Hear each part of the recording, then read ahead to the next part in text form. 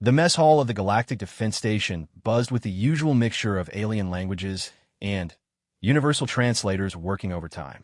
Marcus Chun sat alone at a corner table, methodically eating his protein ration while studying the holographic terrain maps projected from his wrist display. Around him, towering Chronari warriors with their metallic exoskeletons clanked as they moved, their conversation a series of mechanical clicks and whirs. The serpentine Vithians slithered between tables, their scales shimmering under the artificial lighting, while the insectoid Xyrex soldiers maintained perfect formation even during their meal breaks. Marcus had been assigned to Delta Squad 3 months ago, and in that time he had become something of a curiosity among his alien squad mates. At just under 6 feet tall, he was dwarfed by the 8-foot Chronari and even the 7-foot Vithians. His pale human skin looked fragile compared to the natural armor plating of his teammates, and his simple olive drab uniform seemed primitive next to their advanced combat suits. Still playing dress-up, human? The mechanical voice of Thex 9, the squad's Chronari sergeant, cut through the ambient noise. The massive alien approached Marcus's table, each footstep creating small vibrations in the floor plating. His optical sensors, glowing red in his angular metallic head, focused on Marcus with what could be interpreted as amusement. Marcus looked up from his maps, noting how the entire mess hall had grown quieter. Conversations in various alien tongues continued, but he could feel the attention shifting toward their interaction. This had become a regular occurrence over the past weeks. "Just reviewing tomorrow's patrol routes, Sergeant," Marcus replied, keeping his voice steady and professional. He touched his wrist display, and the holographic map disappeared. The terrain in Sector 7 looked challenging. A sound like steam escaping from a pressure valve emanated from Thex 9's vocal processors. Marcus had learned this was the Chronari equivalent of laughter. Challenging for whom? The local flora barely reaches my knee joints. And what is that substance you keep applying to your face? Marcus instinctively touched his cheek, where traces of green and brown camouflage paint remained from his morning training session. The paint was a human military tradition, designed to help soldiers blend into natural environments. To his alien squad mates, it was a source of endless entertainment. It's camouflage paint, Sergeant. It helps break up facial recognition patterns and allows for better concealment in forested environments. Marcus had explained this countless times, but the response was always the same. The steam hiss sound intensified, and now other aliens in the mess hall were turning to watch. A group of Xyrex soldiers, their compound eyes reflecting the overhead lights like disco balls, chittered among themselves in their clicking language. Marcus caught enough of it through his translator to know they were making jokes about the humans' war paint ritual. "Concealment, Thex," 9 repeated, his mechanical voice dripping with synthetic amusement. "Human, I have thermal imaging, motion detection, electromagnetic pulse sensors, and gravitational displacement readers built into my optical array. Paint shows up like a beacon on 6 different spectrums." This was true, Marcus knew. The advanced sensor technology used by most galactic species made traditional human camouflage techniques seem laughably outdated. Most aliens could see well beyond the visual light spectrum, rendering simple visual camouflage useless. It was one of many ways that human military doctrine seemed primitive compared to the technology-dependent strategies of their alien allies. Perhaps the human believes if he cannot see himself, we cannot see him either, added Syra, a Vithian sniper whose scales shifted through various shades of blue and green as she spoke. Her species could change their skin color at will, making them natural masters of concealment. It is quaint. More laughter echoed through the mess hall, a cacophony of mechanical whirs, steam hisses, and insectoid clicking. Marcus felt his jaw tighten, but he forced himself to remain calm. Getting defensive would only make things worse. And more importantly, it would confirm their belief that humans were emotionally unstable and unfit for serious military operations. "The paint is part of our standard operating procedure," Marcus said, standing up to bust his tray. "Human doctrine emphasizes redundancy in defensive measures." "Redundancy," Thex 9 mused, following Marcus toward the disposal units. "Yes, I have noticed humans seem fond of backup plans for their backup plans. Tell me, What is your backup plan when your paint fails to conceal you from enemies with sensor arrays? Marcus paused at the disposal unit, considering his answer carefully. The truth was that human military doctrine had evolved in an environment where electronic warfare, sensor jamming, and technology failures were constant concerns. Humans had learned not to rely entirely on any single system, no matter how advanced. But explaining this to species who had achieved technological superiority thousands of years ago seemed pointless. "We adapt, Sergeant," Marcus said simply.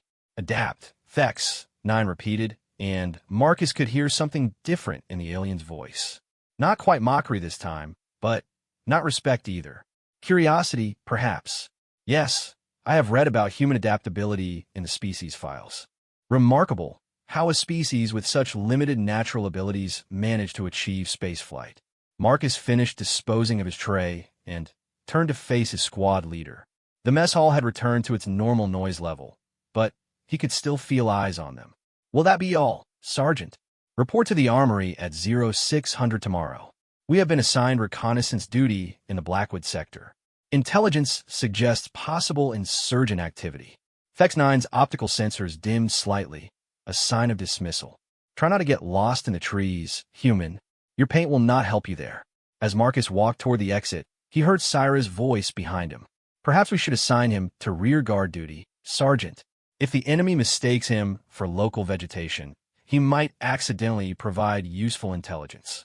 The laughter that followed echoed down the corridor as Marcus made his way back to his quarters. He had learned not to respond to such comments. In the 3 months since his assignment to Delta Squad, he had proven his competence in every training exercise and patrol. His marksmanship scores consistently ranked in the top 10% of all personnel on the station. His tactical knowledge had helped the squad successfully complete 6 reconnaissance missions. But none of that seemed to matter when it came to the daily jokes about his primitive equipment and outdated tactics. Marcus's quarters were sparse, containing little more than a bed, a desk, and a small storage locker. The walls were bare metal, painted in the standard gray of military installations throughout the galaxy. He sat down at his desk and activated his personal terminal, pulling up the mission briefing for tomorrow's patrol.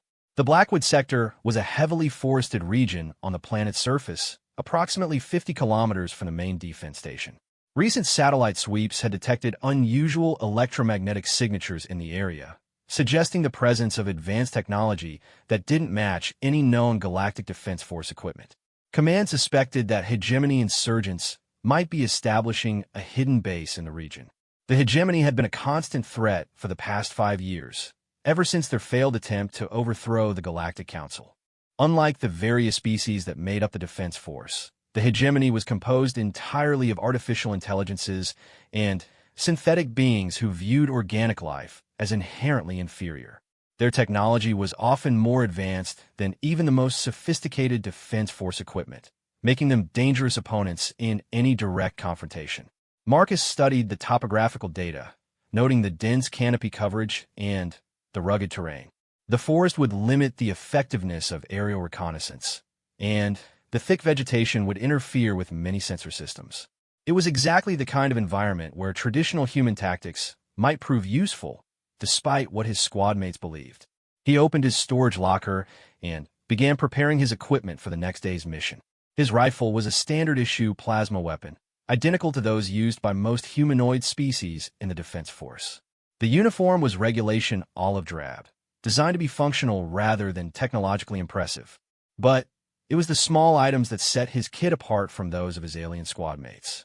Marcus carefully examined his camouflage paint, checking the consistency and color mixture. The paint had been specially formulated to work in the forests of this particular world, using pigments that matched the local vegetation. He also checked his ghillie suit, a carefully constructed garment covered in natural materials that would help break up his outline when moving through dense foliage. Most importantly, he inspected his backup equipment, where his alien squad mates relied entirely on their advanced sensors and communication systems. Marcus carried redundant systems that could function even if their primary technology failed. A mechanical compass that didn't rely on satellite navigation. Emergency rations that didn't require power to prepare. a backup communication device that used simple radio frequencies instead of quantum entanglement networks. To his squad mates, these items were evidence of human paranoia and technological backwardness. To Marcus, they were insurance against the kind of electronic warfare capabilities that the hegemony was known to employ. A soft chime from his terminal indicated an incoming message. Marcus opened it to find a communication from his younger sister Sarah, back on Earth. She was finishing her final year at the Lunar Military Academy and hoping for assignment to one of the frontier defense stations. "Hey, big brother," her recorded message began, her familiar smile filling the small screen. "How's life among the aliens? Mom keeps asking if you're eating enough vegetables. I told her that on a space station, everything is probably processed protein paste, but you know how she worries." Marcus smiled despite himself. Sarah's messages were always a bright spot in his day, reminding him of home and family. She continued talking about her studies, her friends at the academy, and the latest news from Earth. But it was her closing comment that caught his attention. "I've been reading about some of the Defense Force missions in the outer sectors," she said, her expression growing more serious. "The instructors here are saying that human tactics are becoming more valuable as the war continues. Apparently, our tendency to plan for technology failure is starting to look like wisdom rather than paranoia. Keep your head down out there, and remember that you're representing all of humanity." The message ended, leaving Marcus alone with his thoughts. Sarah's words echoed what he had been noticing in his own experience. While his squad mates laughed at his primitive methods, the mission reports he filed often contained observations and tactical insights that other teams had missed. His human perspective, shaped by millennia of warfare without advanced technology, sometimes revealed weaknesses in enemy positions that sensor-dependent aliens overlooked. Marcus finished his equipment check and set his alarm for 0530. Tomorrow's mission would be another opportunity to prove himself, another chance to show that human methods had value even in an age of advanced technology. He just hoped that his squad mates would be willing to listen if the situation required more than sensors and plasma weapons. As he settled into his bunk, Marcus thought about the Blackwood sector and the challenges it would present. Dense forest, limited visibility, potential electronic warfare capabilities from hegemony forces. It was exactly the kind of environment where a soldier's most important asset wasn't his technology, but his ability to observe, adapt, and survive using the most basic tools available. The lights in his quarters dimmed automatically as the station's artificial night cycle began. Outside his small porthole, Marcus could see the curve of the planet below, its surface covered in the green and brown patterns of vast forests. Somewhere down there, enemy forces might be preparing for tomorrow's encounter just as he was. Marcus closed his eyes and began running through tactical scenarios in his mind.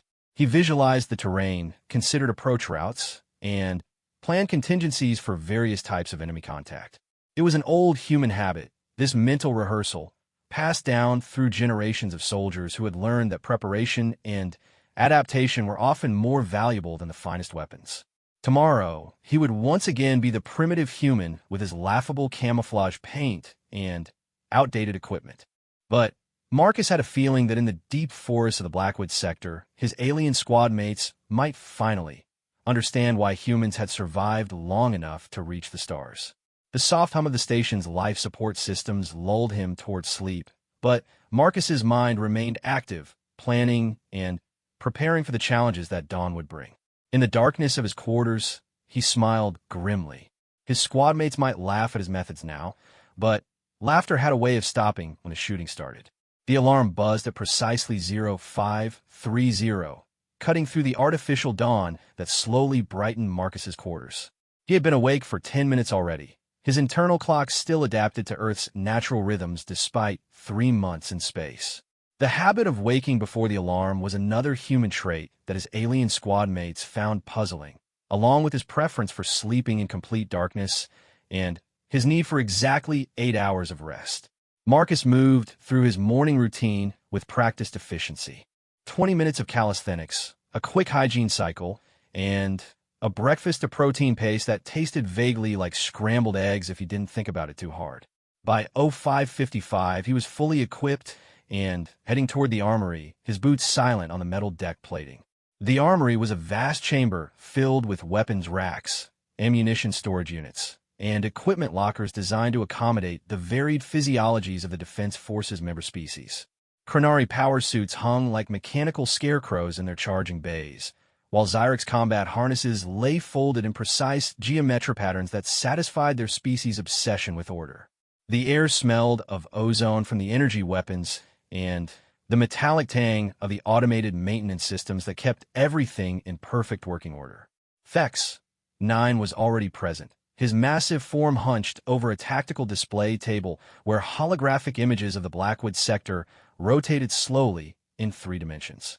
The Chronari sergeant's optical sensors tracked Marcus's approach without turning his head, an unsettling ability that Marcus had grown accustomed to over the past months. "You are early, human," Thex 9 observed, his mechanical voice carrying its usual neutral tone. "Another example of your species' compulsion for redundant safety margins." "Better early than late, Sergeant," Marcus replied, moving to his designated equipment locker. Inside, his gear was arranged exactly as he had left it the night before. Plasma rifle, ammunition packs, emergency rations, medical kit, and the various backup systems that marked him as distinctly human among his alien teammates. Syra arrived next, her serpentine form gliding silently across the armory floor. The Vethian sniper's scales had shifted to a mottled pattern of gray and black, matching the dim lighting of the chamber. She wore her species' traditional combat harness, a web of sensors, and weapon mounts that looked more like jewelry than military equipment. "Good morning, Marcus," she said, using his first name in a way that managed to sound both friendly and slightly condescending. "I trust you have prepared your war paint for today's expedition into the wilderness?" Marcus touched the small containers of camouflage paint clipped to his belt. "Standard operating procedure, Syra. Ready for any environmental conditions." The Vethian scales shifted through a brief rainbow of colors, a display that Marcus had learned indicated amusement. "Of course. I sometimes forget how thorough human preparations can be." The last member of Delta Squad to arrive was Clix Alpha 7, a Xyrix warrior whose compound eyes reflected the armory's lighting in thousands of tiny facets. The insectoid soldier moved with the precise, economical motions typical of his species, each step calculated for maximum efficiency. His 4 arms worked independently as he checked his equipment, a process that took exactly 90 seconds every time. "Status report," Thex 9 commanded, his attention still focused on the tactical display. "Equipment ready status," and "Mission preparation confirmation. All systems nominal." Clix Alpha 7 replied in the clicking, chittering language of his species before his translator converted it to standard Galactic. "Weapons charged, sensors calibrated, communication array synchronized with command frequencies. Combat harness functional, chameleon systems active, targeting matrix aligned," Syra reported, her scales briefly flashing blue to indicate readiness. "All equipment checked and ready, backup systems operational," Marcus said, then added what had become a running joke among the squad: "Camouflage paint applied and ready for deployment." The familiar sound of escaping steam indicated Thex 9's amusement. "Excellent. Mission parameters are as follows. Reconnaissance patrol through Blackwood sector, grid coordinates 7 Alpha through 12 Delta. Primary objective is identification and assessment of electromagnetic signatures detected by orbital surveillance. Secondary objective is mapping potential insurgent movement routes through the forest canopy." The holographic display zoomed in on their assigned sector, revealing a dense expanse of forest broken by occasional clearings and a network of small streams. The trees were massive, their canopies forming an almost solid layer of green that would block most orbital surveillance. Marcus studied the terrain with professional interest, noting potential sniper positions, natural cover, and the kind of sight lines that would be crucial in a firefight. "Expected threat level?" Marcus asked, though he suspected he already knew the answer. "Low to moderate," Thex 9 replied. "Intelligence suggests possible hegemony scout units, but no indication of heavy forces or established positions. Standard patrol protocols will be sufficient." Marcus nodded, but privately he wondered if standard protocols were adequate for dealing with an enemy known for advanced stealth technology and electronic warfare capabilities. The hegemony synthetic soldiers didn't rely on biological limitations like sleep, food, or morale. They could remain motionless for days, waiting for the perfect moment to strike, and their artificial intelligence networks allowed them to coordinate attacks with inhuman precision. Transport departs in 10 minutes, HFY-9 announced. Final equipment checks, and move out. The team spent the next few minutes in focused preparation. Marcus watched his squad mates work, noting how differently each species approached the task of combat readiness. Clicks, Alpha 7 performed his equipment check with mechanical precision, each item examined in the same order every time. Syra's approach was more fluid, her movements graceful and efficient as she tested her weapon's targeting system by tracking imaginary targets around the armory.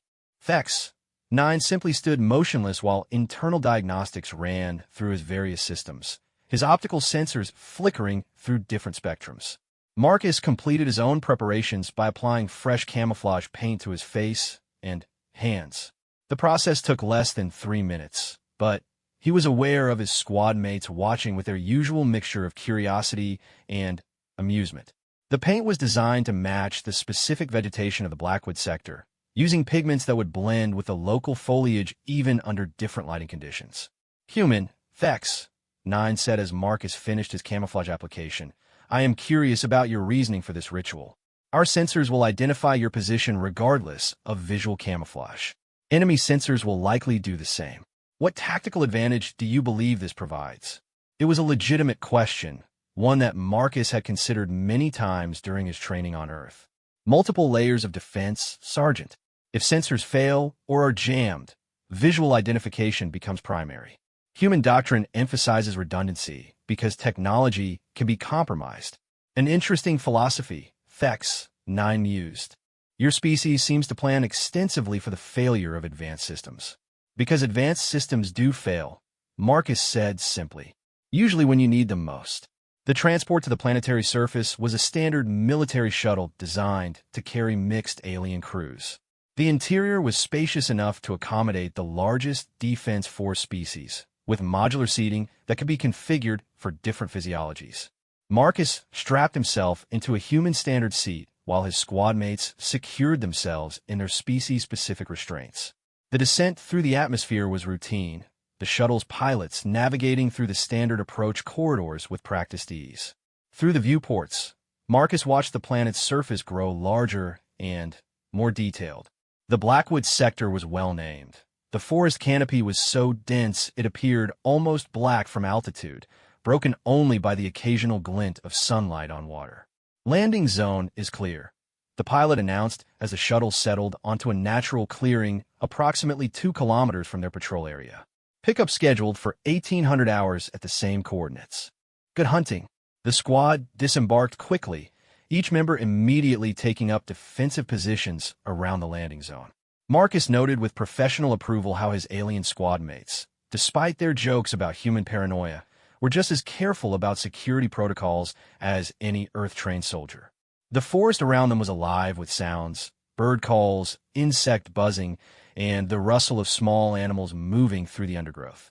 Initial sensor sweep complete. Clicks, Alpha 7 reported, his compound eyes scanning the tree line while his equipment performed automated reconnaissance. No immediate threats detected. Multiple biological signatures consistent with local fauna. HFY-9 consulted his internal navigation system and pointed toward the northeast. Primary patrol route follows the ridge line toward Grid 9 Bravo. Maintains standard formation. Report any anomalous readings immediately. The squad moved out in their practice formation, with HFY-9 taking point due to his heavy armor and sensor array. Clicks. Alpha 7 followed at a distance that allowed his own sensors to overlap the sergeant's coverage area. Syra moved through the trees to their left, her chameleon abilities allowing her to scout ahead while remaining nearly invisible. Marcus brought up the rear, his role supposedly being early warning against pursuit, though his squad mates clearly considered it the safest position for their most vulnerable member. The forest was beautiful in a way that reminded Marcus of the wilderness areas on Earth, though the trees here were larger and the undergrowth more varied than anything in humanity's home system. Sunlight filtered through the canopy in shifting patterns that created a constantly changing landscape of light and shadow. The air was clean and fresh, carrying the rich scents of growing things and the faint musk of animal life. But Marcus was trained to see the tactical implications beneath the natural beauty. The dense vegetation provided excellent concealment for anyone who knew how to use it properly. The uneven terrain created natural choke points and ambush sites. Most importantly, the thick canopy would interfere with communications and limit the effectiveness of orbital support if things went wrong. They had been moving for almost an hour when Syra's voice crackled through their communication system. Anomaly detected, bearing 045 degrees, distance approximately 300 meters. Artificial structure partially concealed by vegetation. Fex 9 immediately signaled for the squad to halt and take cover. Marcus dropped to one knee behind a fallen log, his rifle ready while he scanned the forest ahead. Through his own eyes, he could see nothing unusual, just trees and undergrowth stretching into green shadows. Sensor reading confirms artificial materials. Clicks Alpha 7 reported. Metal composition, geometric patterns inconsistent with natural formations. Possible ennemi installation. Approach Protocol 7. Fax 9 ordered. Careful advance. Weapons ready. Maintain communication silence, except for contact reports. The squad began moving forward with even greater caution, each member using their species' natural abilities to remain concealed. Marcus found himself appreciating the skills of his alien teammates as they advanced through the forest with remarkable stealth. Fex 9's mechanical form moved with surprising quiet for something so large and heavy. Clicks Alpha 7 seemed to flow between the trees like a living shadow. And Syra had become completely invisible, her scales perfectly matching the dappled patterns of light and shadow around her. Marcus relied on more traditional methods, using the terrain and vegetation to mask his movement while keeping his painted face turned away from potential observation points. His ghillie suit helped break up his outline, and his careful attention to noise discipline kept his passage through the undergrowth nearly silent. As they drew closer to the anomaly, Marcus began to make out details that his squadmates' sensors had detected much earlier. Metal framework partially hidden by carefully arranged vegetation. The dull gleam of advanced materials that didn't belong in a natural forest. And something else, something that made the hair on the back of his neck stand up. The forest had gone silent. No bird calls. No insect sounds. Even the wind seemed to have stopped moving through the trees. It was the kind of unnatural quiet that experienced soldiers learned to recognize as a warning of imminent danger. Marcus activated his squad communication system with a barely audible click. Possible contact. Biological indicators suggest hostile presence. Recommend immediate defensive posture. There was a moment of silence before Fex 9 responded. Specify biological indicators. Human. Our sensors detect no life signs beyond squad members. Environmental silence. S. Urgent. Natural fauna has gone quiet, indicating the presence of a perceived threat. Standard pre-contact warning sign. Marcus could hear what sounded like electronic consultation between his alien squad mates, their advanced sensors probably confirming that the forest sounds had indeed stopped. As species that relied heavily on technology, they sometimes missed the subtle environmental cues that human soldiers were trained to recognize. Acknowledged. Fex 9 finally replied. All units, elevated alert status. Possible hostile contact imminent. It was at that moment that the forest exploded into chaos. The hidden hegemony position erupted with weapons fire, energy beams cutting through the air with deadly precision. Marcus threw himself behind the nearest substantial cover as plasma bolts seared past his head, the smell of burning vegetation filling the air. The battle had begun, and for the first time since joining Delta Squad, Marcus would have the opportunity to show his alien teammates exactly why humans painted their faces for war. The first volley of energy weapons fire carved through the forest like lightning, superheating the air and sending smoking branches crashing to the ground. Marcus rolled behind a massive tree trunk as a plasma bolt scorched the bark inches from his head, leaving a glowing crater that hissed and popped with residual energy. The smell of ozone and burning would fill his nostrils as he pressed his back against the solid cover and tried to assess the tactical situation. Contact! Contact! Thex 9's mechanical voice boomed across the squad communication channel, though his transmission was already fragmenting with electronic interference. Multiple hostiles, elevated positions, employing jamming. The transmission cut off with a burst of static. Marcus tried his own communicator and received nothing but white noise in response. The hegemony was using electronic warfare tactics, disrupting their communications and sensor networks with targeted electromagnetic pulses. It was exactly the kind of situation that human military doctrine was designed to handle. Marcus switched his communicator to the backup radio frequency and spoke in a calm, clear voice. Delta Squad, this is Chun. Primary comms compromised. Switch to emergency frequency 77 Alpha. Acknowledge. The response came through in crackling bursts as his squad mates switched to the simple radio system that wasn't vulnerable to the sophisticated jamming techniques being employed against their quantum communication network. Thex 9 acknowledging. Impressive foresight, human. The Chronari Sergeant's voice was distorted by static, but audible. Tactical assessment. 4 confirmed hostiles, synthetic signatures, elevated firing positions approximately 150 meters northeast. Clicks, Alpha 7 reporting. Primary sensor array compromised by jamming, falling back to visual and thermal imaging only.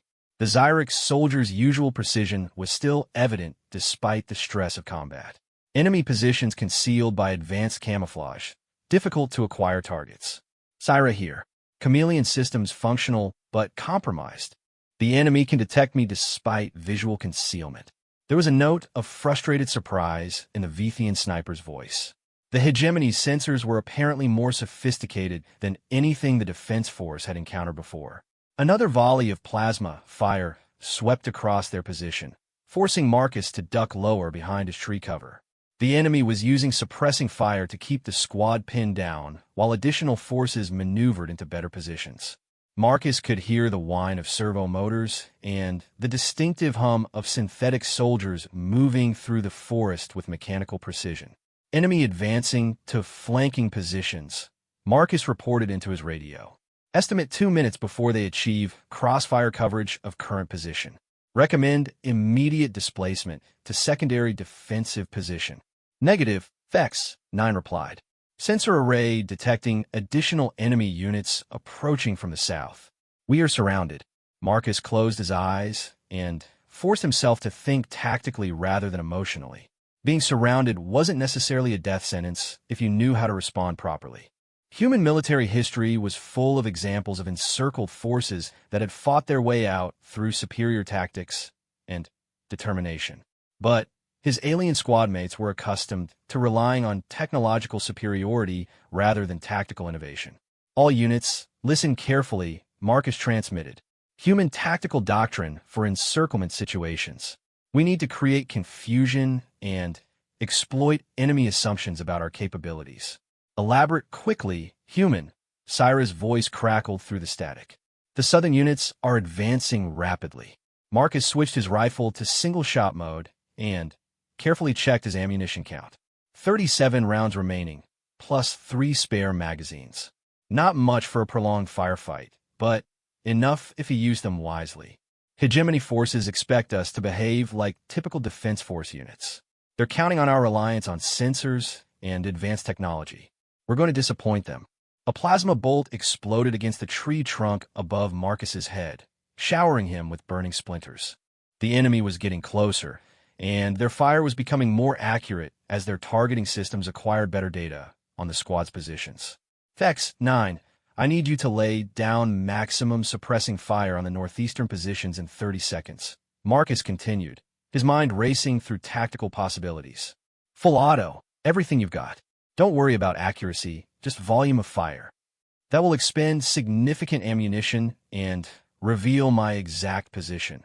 The Chronari Sergeant objected. That's the point. Clicks, Alpha 7, when Thex 9 opens fire, I need you to advance directly toward the southern enemy units. Make noise, draw their attention, but don't expose yourself to direct fire. That is tactically unsound, the Xyrix soldier replied. Advancing toward superior enemy positions without support is suicide. Marcus wiped sweat and camouflage paint from his forehead, noting that his alien squad mates' objections were based on their species' normal approach to warfare. Chronari doctrine emphasized heavy firepower and frontal assault. Xyric's tactics relied on precise coordination and technological superiority. Vithian strategies focused on stealth and long-range engagement. But none of them had experience with the kind of improvised, adaptive warfare that humans had perfected over millennia of conflict. "Trust me," Marcus said, beginning to move from his position behind the tree. "Syra, I need you to find a position where you can observe the northeastern enemy units, but don't engage them until I give the signal." "Where are you going, Marcus?" the Vithian sniper asked, her voice carrying a note of concern that surprised him. Marcus was already moving, using the dense undergrowth to mask his displacement from his original position.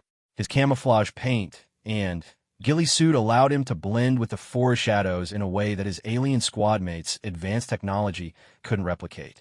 The hegemony sensors might be sophisticated enough to track the metallic signatures of Chronari armor or the electromagnetic emissions of Xyric's equipment, but human camouflage was designed to defeat much simpler detection methods. "I'm going hunting," Marcus replied quietly, his voice barely audible over the radio static. "Execute suppressing fire in 10 seconds. Marcus moved through the forest with all the stealth training that Earth's military academies had drilled into him over years of instruction. Each step was placed carefully to avoid snapping twigs or rustling leaves. He kept his face turned down to avoid the pale skin catching light, and he moved in a crouch that minimized his silhouette against the dappled shadows of the forest floor. The sound of Thex 9's suppressing fire erupted behind him, a continuous stream of plasma bolts that lit up the forest like an artificial lightning storm. The Chronari sergeant was following orders perfectly, laying down a withering barrage that forced the northeastern enemy units to take cover and return fire. The noise was tremendous, echoing through the trees and masking any sound that Marcus might make during his movement. As planned, clicks, Alpha 7 began advancing toward the southern positions, his 4 arms working independently as he fired short bursts while moving from tree to tree. The Xyric soldier was making himself a target, drawing enemy attention and fire away from Marcus's position. It was exactly the kind of selfless tactical maneuver that human soldiers were trained to execute, and Marcus felt a surge of respect for his alien squad mate's willingness to trust his judgment. Marcus had covered approximately 50 meters when he spotted his first target. A hegemony synthetic soldier was positioned behind a camouflage sensor array, its metallic form barely visible through the artificial foliage that concealed its location. The enemy was focused on directing fire toward Thex 9's position, its attention completely absorbed by the obvious threat of the Chronari sergeant's heavy weapons. The synthetic soldier was humanoid in basic configuration, but clearly artificial in construction. Its movements were too precise, too mechanical, lacking the subtle inefficiencies of organic motion. Its optical sensors glowed with a pale blue light as they tracked targets and calculated firing solutions. Most importantly, for Marcus's purposes, it was completely unaware of his presence. Marcus raised his rifle and lined up the shot carefully. The synthetic soldier's head was partially concealed by its equipment, but Marcus could see enough of the central processing unit to ensure a clean kill. He controlled his breathing, steadied his aim, and gently squeezed the trigger. The plasma bolt struck the hegemony soldier in the center of its optical array, the superheated energy overloading its central processors in a shower of sparks and smoke. The synthetic collapsed without a sound, its weapons falling silent as its systems shut down permanently. One down, Marcus thought, already moving to his next position. The enemy forces would notice the loss of fire from that position soon, but they would probably assume it was due to equipment malfunction rather than enemy action. Hegemony tactics relied heavily on their belief that organic soldiers couldn't match synthetic precision and efficiency. Marcus's radio crackled with Syra's voice. Southern units advancing rapidly. Clicks. Alpha 7 is falling back under heavy fire. Acknowledged, Marcus whispered, continuing his movement through the undergrowth. Maintain current positions. Do not attempt to assist Clicks Alpha 7 directly. He could hear the confusion in his squad mates' voices, their training telling them to provide immediate support for a team member under fire. But Marcus needed them to trust his tactical judgment for just a few more minutes. The plan would only work if the enemy continued to focus their attention on the obvious threats while remaining unaware of the hidden danger moving through their flanks. The second hegemony position was more challenging to approach. The synthetic soldiers had learned from the first exchange and were now maintaining better situational awareness. Marcus had to move even more slowly, taking advantage of every piece of cover and carefully timing his movement to coincide with the sound of weapons fire from the main battle. As he crept closer to the enemy position, Marcus could see the tactical situation more clearly. The hegemony had indeed surrounded Delta Squad with 4 distinct firing positions, each containing at least 2 synthetic soldiers with heavy weapons and advanced sensor equipment. It was a well-executed ambush that should have resulted in the complete destruction of the Defense Force Patrol. But the enemy had made one crucial mistake in their tactical planning. They had prepared for a battle against aliens who relied on technology and advanced sensors. They weren't prepared for a human who fought like his ancestors had been fighting for thousands of years before spaceflight was even imagined.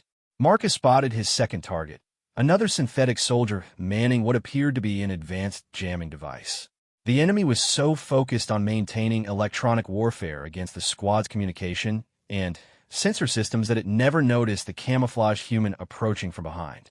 This time, Marcus didn't use his rifle.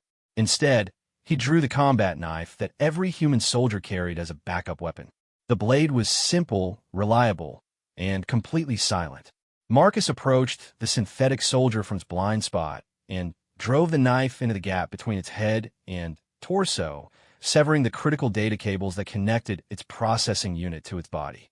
The jamming device fell silent as the synthetic soldier collapsed. Immediately, Marcus could hear his squad mates' communications becoming clearer as the electronic interference diminished. Jamming reduced significantly. Clicks Alpha 7 reported, his voice much clearer over the radio. Sensor systems coming back online. Confirmed, Vex 9 added, I am detecting decreased enemy fire from multiple positions. Something is happening to their coordination. Marcus was already moving toward his third target, a sniper position that had been laying down accurate fire on his squad's position. This synthetic soldier was more alert than the others, its optical sensors constantly scanning for threats. Marcus would have to be even more careful with his approach. As he crept through the undergrowth, Marcus reflected on the irony of the situation. His alien squad mates had spent months laughing at his primitive camouflage and outdated tactics. But now those same techniques were proving more effective against advanced enemy forces than all their sophisticated technology combined. The truth was that human military doctrine had evolved in an environment where the enemy might have superior technology, better weapons, or more advanced sensors. Humans had learned to fight smart rather than fight fair, using deception, misdirection, and unconventional tactics to overcome technological disadvantages. Marcus reached a position approximately 20 meters from the sniper's nest. The synthetic soldier was positioned behind a fallen log, its rifle trained on the area where Clicks Alpha 7 was taking cover. Marcus could see that his Xyrix squad mate was pinned down by accurate fire, unable to move without exposing himself to the enemy's targeting system. But the sniper's attention was completely focused on its current target. Like all artificial intelligences, it was following its programming efficiently, but inflexibly. It couldn't conceive of a threat that wasn't detected by its sensors or predicted by its tactical algorithms. Marcus lined up his shot carefully, taking into account the range, the target's profile, and the need to ensure a clean kill that would permanently disable the enemy unit. He took a deep breath, let out slowly, and fired. The plasma bolt struck the synthetic soldier in the center of its power core, causing a brief explosion of sparks and electrical discharge. The enemy's sniper toppled forward, its weapons system shutting down as power failed throughout its artificial body. Sniper eliminated, Marcus reported quietly into his radio. Southern pressure should be reduced. Confirmed, Clicks Alpha 7 replied, his relief audible even through the static. I am able to maneuver again. Marcus was already moving toward the final enemy position when Syra's voice crackled over the communication system. Marcus, I have visual on your position. How are you doing this? My sensors show nothing where I can clearly see you moving. It was a good question, one that Marcus had tried to explain to his squad mates many times without success. Human camouflage wasn't just about breaking up visual patterns or matching colors to the environment. It was about understanding how different types of sensors worked and exploiting their limitations through careful application of materials, movement techniques, and tactical positioning. Low-tech countermeasures, Marcus replied, pausing behind a cluster of ferns to check his surroundings. The paint contains compounds that scatter electromagnetic radiation across multiple spectrums. The ghillie suit disrupts thermal signatures by distributing heat more evenly. And I'm moving in patterns designed to confuse motion detection algorithms. There was a moment of silence before Thex9's voice came through the radio. You're saying that your primitive camouflage is specifically designed to defeat advanced sensor systems? Exactly, Sergeant. Human doctrine assumes the enemy will have better technology, so we develop techniques that exploit the weaknesses in that technology. Marcus had reached the final enemy position, a command post where a synthetic officer was coordinating the ambush through quantum communication with its subordinate units. This target would be the most dangerous to approach, as the command unit would have more sophisticated defensive systems and better situational awareness than the ordinary soldiers. But Marcus had one advantage that the enemy couldn't account for in its tactical calculations. He was fighting angry. The synthetic soldiers had tried to kill his squad mates, beings who had become his friends and comrades despite their constant jokes about human methods.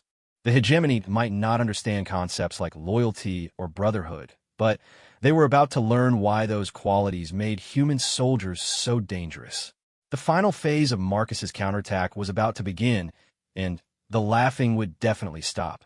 The hegemony command unit was positioned in a natural depression surrounded by dense undergrowth, its metallic form partially concealed by an advanced holographic projector that made it appear to be nothing more than a fallen log covered in moss.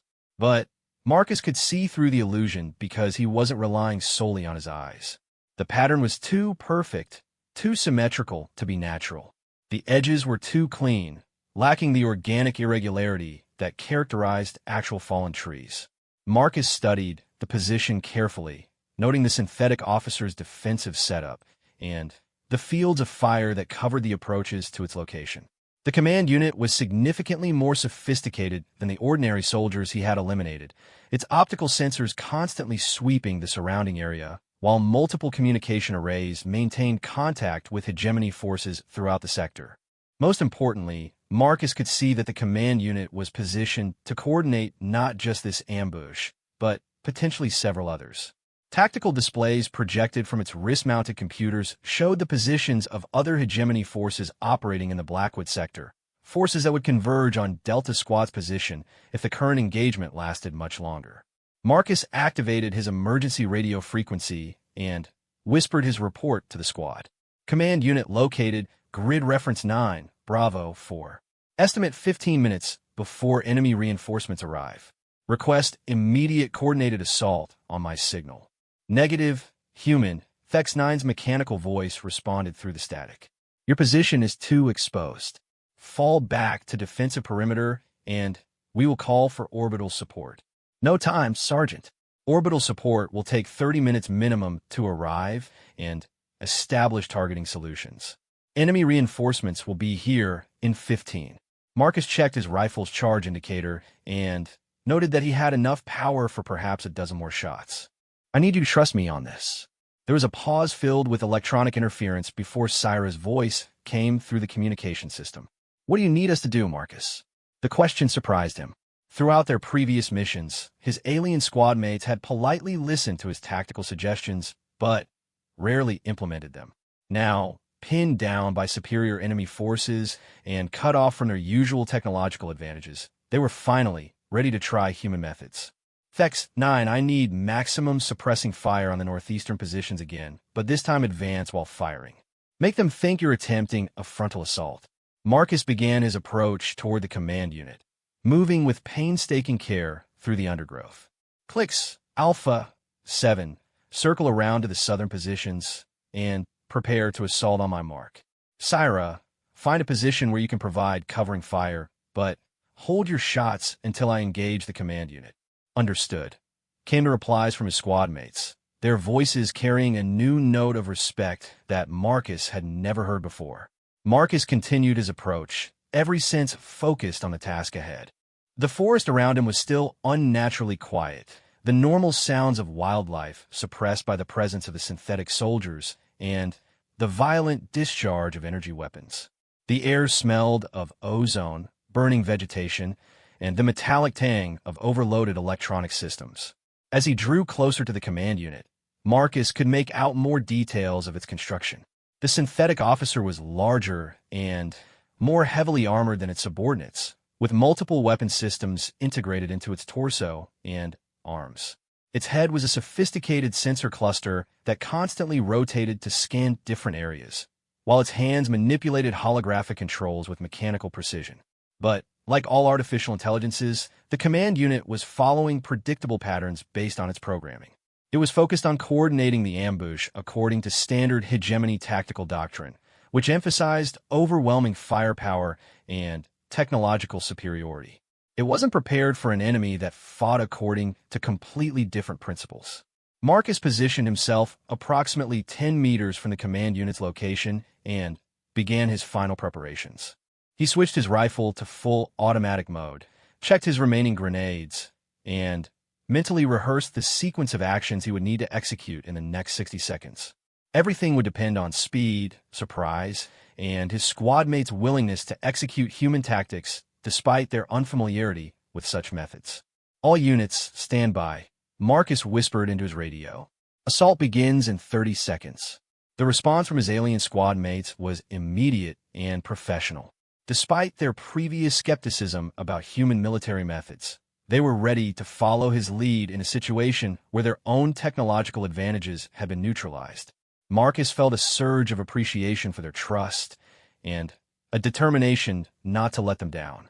Marcus counted down silently, watching the command unit sensor sweeps and timing his attack for the moment when its attention was focused on coordinating fire from its subordinate units. The synthetic officer was completely absorbed in its tactical calculations, confident that its position was secure and its forces were in control of the engagement. At exactly 0, Marcus opened fire. His first burst caught the command unit completely by surprise, plasma bolts striking its sensor cluster and causing a cascade of electrical failures across its primary systems. The synthetic officer spun toward him, its weapon systems activating, but Marcus was already moving to a new position while continuing to fire. Simultaneously, Fex-9's suppressing fire erupted from the northeastern direction, but this time the Coronari sergeant was advancing while shooting, his massive form crashing through the undergrowth like a mechanical avalanche. The remaining enemy soldiers in that sector immediately focused their attention on this obvious threat, exactly as Marcus had planned.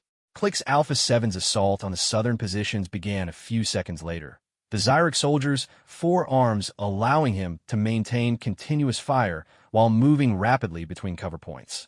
His compound eyes gave him nearly 360-degree vision, allowing him to engage multiple targets simultaneously while avoiding return fire through superior situational awareness.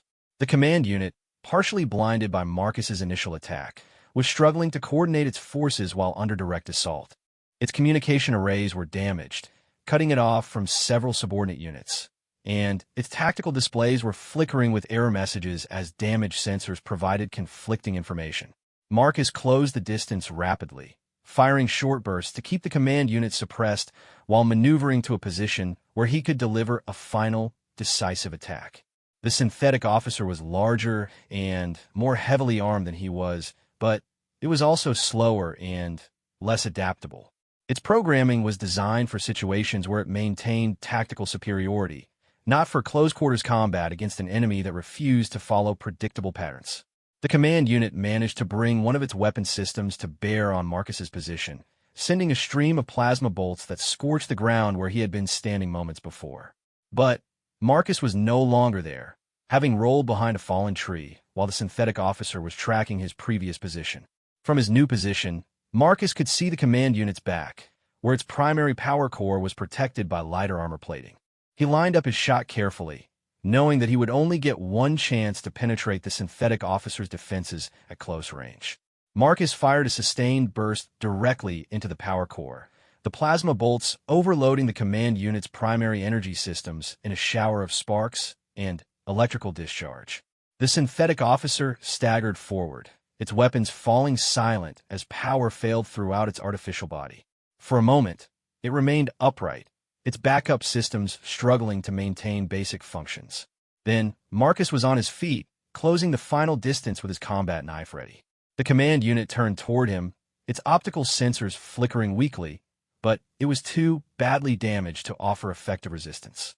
Marcus drove his blade into the gap between the synthetic officer's head and torso, severing the critical connections that linked its processing unit to its body. The command unit collapsed with a crash of metal on stone, its systems finally shutting down permanently. Around the forest, the sounds of weapons fire were diminishing as the remaining hegemony soldiers found themselves cut off from central coordination and overwhelmed by the coordinated assault from Delta Squad. Command unit neutralized, Marcus reported into his radio, breathing heavily from the exertion of close combat. Enemy coordination compromised. Recommend immediate assault on remaining positions. Confirmed, Vex-9's voice came through the communication system, clearer now that the jamming equipment had been destroyed. Northeastern positions eliminated. Advancing to support southern assault. Within minutes, the engagement was over. The remaining hegemony soldiers, cut off from their command structure and overwhelmed by tactics they couldn't predict or counter, were systematically eliminated by the coordinated efforts of the alien squad mates who had learned to fight like humans. Marcus stood in the sudden silence of the forest, listening as natural sounds slowly returned to the area. Bird calls resumed tentatively, and the buzz of insects gradually filled the air again. The smell of ozone was already dissipating, replaced by the rich sense of earth and growing things. Squad status report. Marcus called into his radio, checking his own equipment for damage while scanning the area for any signs of additional enemy forces. Vex-9 reporting. All systems functional, ammunition at 60%, no significant damage. The Chronari Sergeant's mechanical voice carried a note that Marcus was beginning to interpret as respect. Outstanding tactical coordination, human. Clicks, Alpha 7 here. Minor damage to secondary weapon systems, otherwise fully operational. The Xyrix soldier's precise diction remained unchanged, but Marcus detected a subtle difference in his tone. Your tactical innovation was impressive. Syra reporting all systems green, came the Vethian sniper's voice, her scales probably shifting through colors that indicated satisfaction and approval. I've never seen anyone move through advanced sensor coverage like that. How did you learn such techniques? Marcus smiled as he began the process of searching the fallen command unit for intelligence data that might be useful to Defense Force commanders. Every human soldier learns those techniques, Syra. We have to, because we assume the enemy will have better technology than we do. As Marcus worked, he reflected on the events of the past hour. For the first time since joining Delta Squad, he had been able to demonstrate that human methods weren't primitive or outdated, just different. His alien squad mates were beginning to understand that technological superiority wasn't the only path to military effectiveness. More importantly, they were beginning to see him as a true member of their team rather than a liability to be protected. The engagement had transformed their relationship from one of polite tolerance to genuine respect and camaraderie. Marcus extracted a data storage device from the command unit's central processor and uploaded its contents to his own equipment for analysis. The information contained details about hegemony operations throughout the sector, including planned attacks on several Defense Force installations. This single engagement had potentially prevented significant casualties and strategic losses. Intelligence data secured. Marcus reported to his squad. Recommend immediate return to base for debriefing and analysis. This information could be critical for sector defense. Agreed, Vex-9 replied. Formation for return march. Chun, take point position. The suggestion surprised Marcus. Point position was typically assigned to the squad's most experienced and capable member, the soldier most likely to spot threats and react appropriately to enemy contact. It was a position of responsibility and trust that he had never been offered before. Acknowledged, Sergeant, Marcus replied, shouldering his rifle and beginning to move toward their extraction point. Behind him, his alien squad mates fell into formation, following the human soldier who had just taught them that sometimes the oldest methods were still the most effective. As they moved through the forest, Marcus noticed that his squad mates were paying closer attention to environmental cues, listening for changes in natural sounds, and watching for subtle signs of danger that their sensors might miss. They were beginning to think like human soldiers, adapting their highly technological approach to warfare to include more primitive but reliable methods of threat detection. The transformation wasn't complete, and Marcus knew there would be more challenges ahead. But for the first time since joining Delta Squad, he felt like he truly belonged. His camouflage paint and backup equipment were no longer sources of amusement for his alien teammates. They were tools of war that had proven their effectiveness in the most demanding test possible. The laughter had definitely stopped, replaced by something far more valuable. The respect of professional soldiers who understood what it meant to trust your life to a teammate's skills and judgment. 3 weeks after the Blackwood sector engagement, Marcus found himself once again in the mess hall, but the atmosphere around him had changed completely. Instead of sitting alone at a corner table while alien squad mates made jokes about his primitive equipment, he was surrounded by members of Delta Squad and several other teams who wanted to hear about human tactical methods firsthand. "Explain again how the electromagnetic scatter compounds work," requested Zura Prime 3, a Xyrix intelligence analyst whose compound eyes reflected the holographic displays floating above their table. "Our technical division is attempting to replicate the effect using synthetic materials." Marcus took a bite of his protein ration, which somehow tasted better now that he was eating it among friends rather than enduring it in isolation. The compounds are derived from naturally occurring minerals that absorb and redistribute electromagnetic radiation across multiple frequency ranges. When applied to organic tissue, they create a kind of interference pattern that confuses most sensor arrays. "Ingenious," commented Velkresh, a Vithian communications specialist whose scales were shifting through shades of blue and green that indicated intense interest. "And this technique was developed specifically to counter advanced technology?" "Not specifically," Marcus replied, setting down his eating utensil. "Human camouflage techniques evolved over thousands of years of warfare against enemies who might have superior weapons, better armor, or more advanced detection methods. We learned to assume that the enemy would have technological advantages, so we developed techniques that didn't rely on technology." Thex 9's mechanical form loomed over the table as the Coronari sergeant joined their discussion. "The after-action report from Blackwood sector has been distributed throughout the Defense Force Command structure. Human tactical innovations are now being studied for implementation across all mixed species units." This was news to Marcus, though he supposed he shouldn't have been surprised. The intelligence data recovered from the Hegemony Command Unit had revealed the locations of 12 other enemy installations, leading to successful raids that had severely disrupted synthetic operations in 3-star systems. More importantly, the tactical methods used in those raids have been based on the lessons learned from Delta Squad's engagement. "There is significant interest in establishing human tactical advisory positions within alien units," Thex 9 continued. "Command believes that human adaptability could provide crucial advantages in future engagements with technologically superior enemies."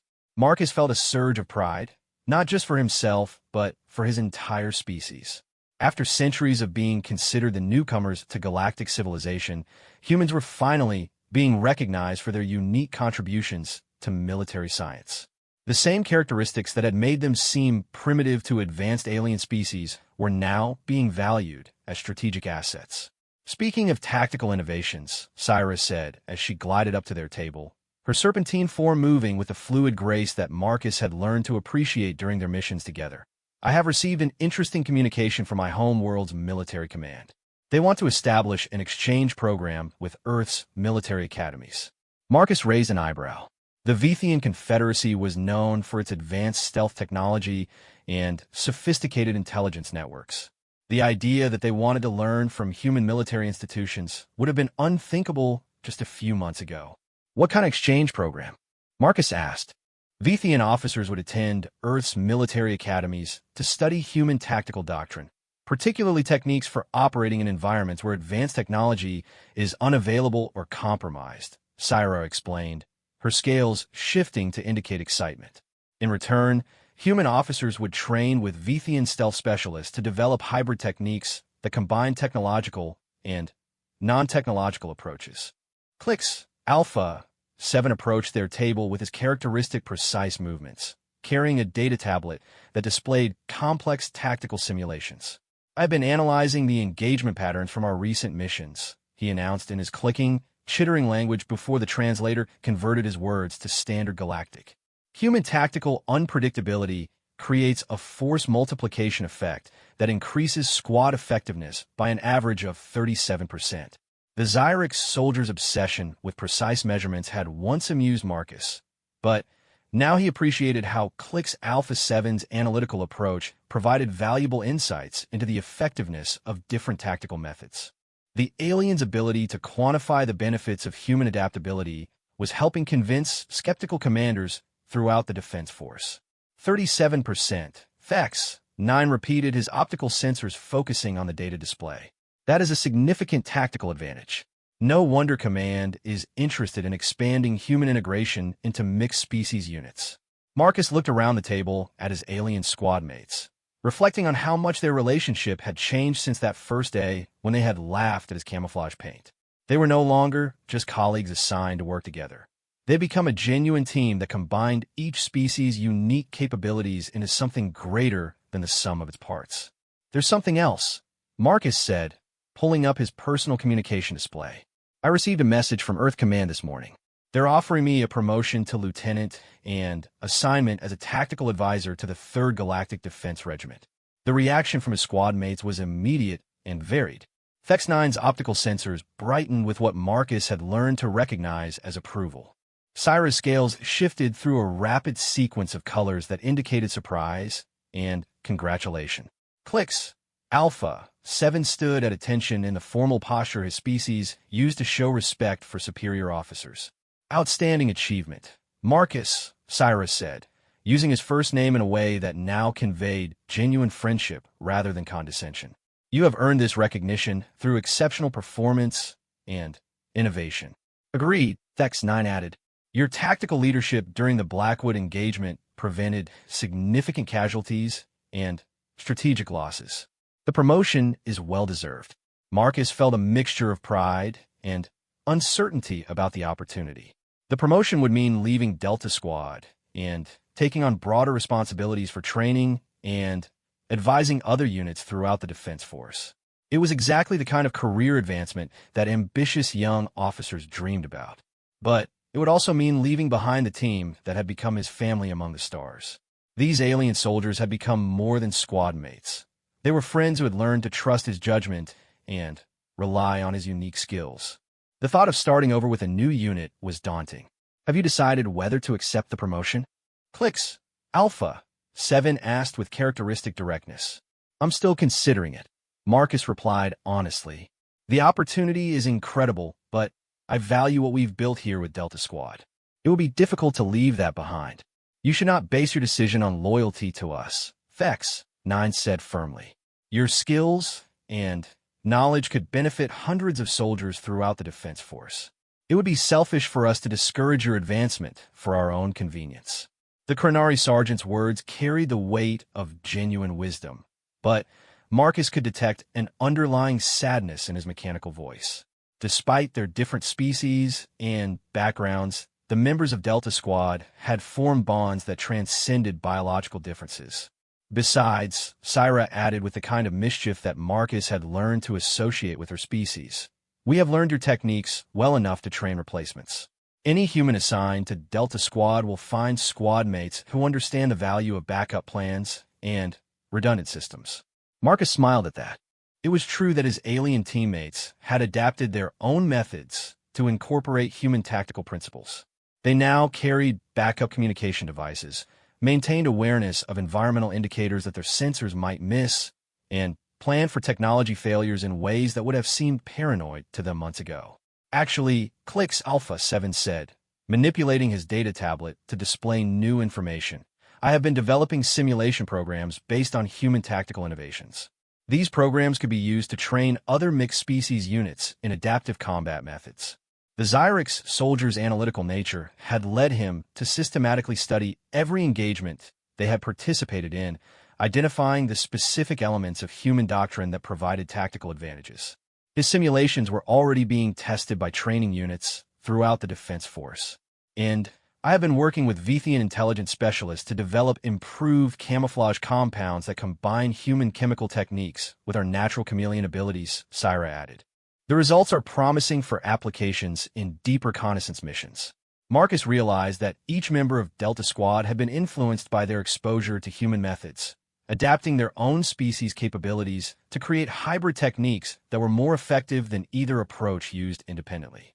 They had become ambassadors for human tactical innovation within their own military hierarchies. "It sounds like you've all been busy," Marcus said with genuine appreciation. "The Defense Force is going to benefit enormously from these developments." "Yes," Thex-9 agreed.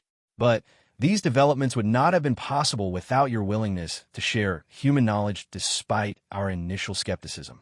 You have changed how we think about warfare and adaptation." Marcus felt a deep sense of satisfaction at hearing those words.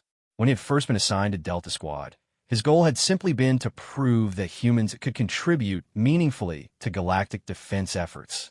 He had never imagined that his presence would lead to fundamental changes in how alien species approached military tactics. A soft chime from the mess hall's communication system interrupted their conversation. "Attention, all personnel. Delta Squad report to Briefing Room 7 for mission assignment. Priority Level Alpha." Marcus and his squad mates exchanged glances. Priority Alpha meant immediate deployment for critical operations, usually involving significant enemy forces or strategic objectives. Whatever this mission involved, it would be important enough to require their specialized capabilities. "Well," Marcus said, standing up from the table, "it looks like I'll have a chance to demonstrate human tactics one more time before making my decision about the promotion." As they walked toward the briefing room, Marcus reflected on how much his life had changed since that first day when Thex-9 had laughed at his camouflage paint. He had arrived on the Defense Force station as an outsider trying to prove his worth among advanced alien civilizations. Now he was leaving as a leader whose methods were being studied and implemented throughout the galactic military. The briefing room was filled with holographic displays showing star charts, tactical overlays, and intelligence reports. A Krenari admiral stood at the center of the room, her massive form commanding attention as Delta Squad took their assigned positions. "Intelligence has confirmed the location of a major hegemony staging area in the Kepler 442 system," the admiral announced without preamble. "Enemy forces are preparing for a large-scale assault on several Defense Force installations. Your mission is to conduct reconnaissance and sabotage operations that will disrupt their preparations and provide targeting data for our main assault fleet." Marcus studied the tactical displays, noting the challenging nature of the assigned mission. The enemy staging area was heavily defended and located in a system where the hegemony's technological advantages would be significant. It was exactly the kind of operation where human adaptability and tactical innovation could make the difference between success and failure. "Sir," Marcus said, raising his hand to address the admiral, "request permission to implement unconventional tactical approaches for this mission." The admiral's optical sensors focused on Marcus with interest. "Elaborate, Lieutenant Chun." Marcus paused, surprised by the use of his new rank. Apparently, his promotion had been approved while he was having lunch with his squad mates.